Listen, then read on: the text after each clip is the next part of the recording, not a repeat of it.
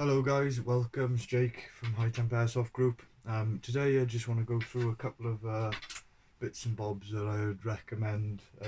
Not compulsory items, but items that I'd recommend that you take to these long airsoft events.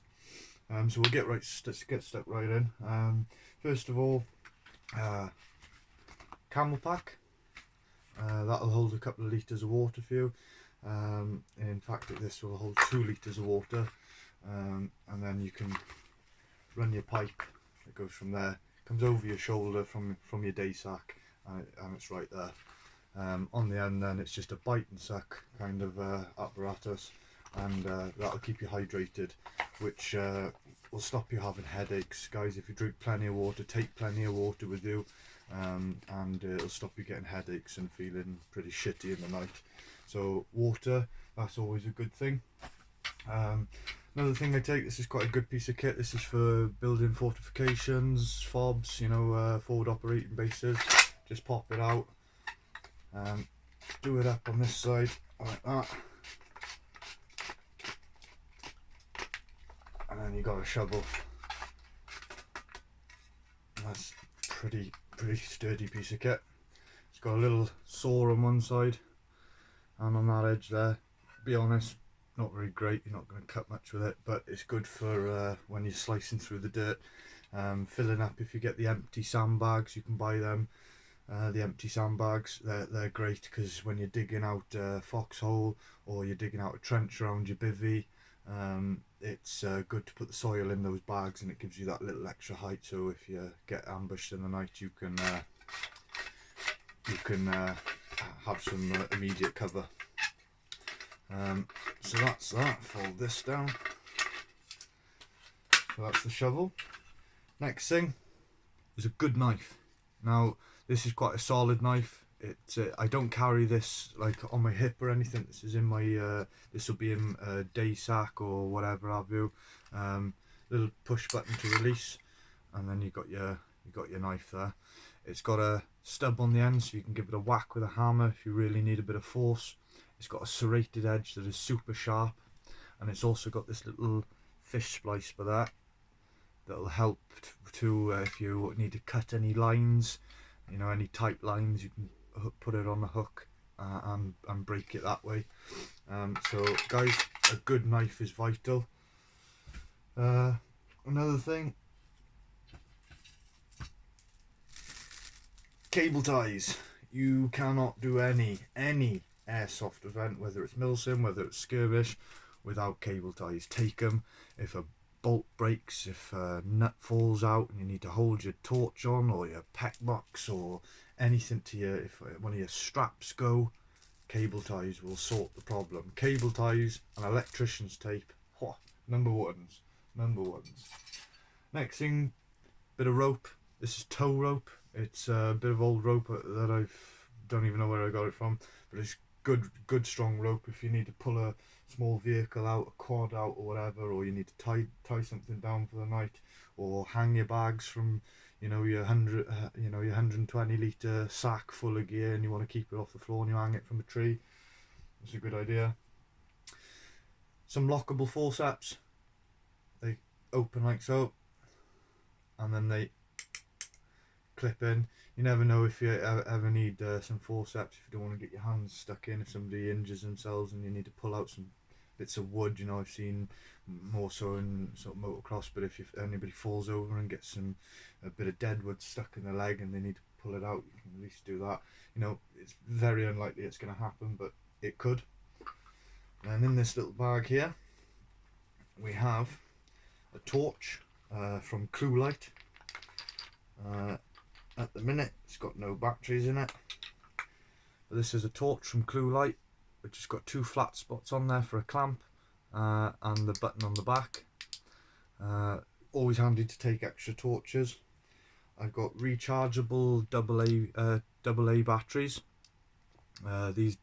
These are pretty vital when you take batteries. The rechargeable ones are better because they hold the charge a little bit longer. And also super glue. That's another good thing to take. You never know if something starts fraying, or something starts pulling off. You can just super glue it back. Worst case, if ever you get some really deep cuts, and you're start of an event, if you're brave and you got massive cojones, you can super glue it. Talking of injuries again, knee brace. I know that's a common thing. Odd terrain, dodgy terrain, steep cliffs and whatever. People might, take a turn, fall over and twist their knee. It might not be a severe injury that they can't continue, but a little support might help. And it's got no sideways flex at all because it's got hinged parts, so it goes with your leg, just like that. So a knee brace I'd pack in just in case myself or any of my team members end up twisting, pulling a knee. Another little handy trick is these little bad boys.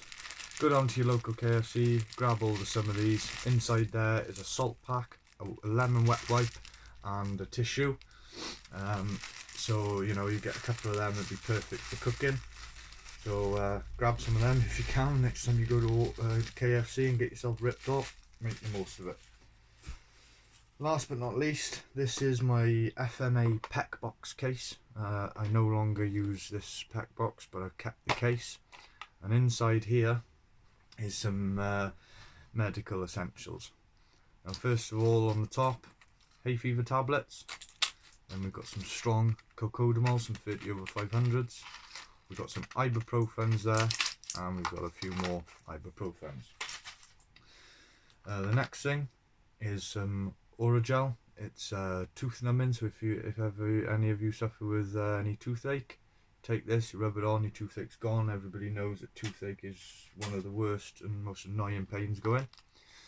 Next thing is some, might be a bit weird to carry around with you, but a bit of lip balm.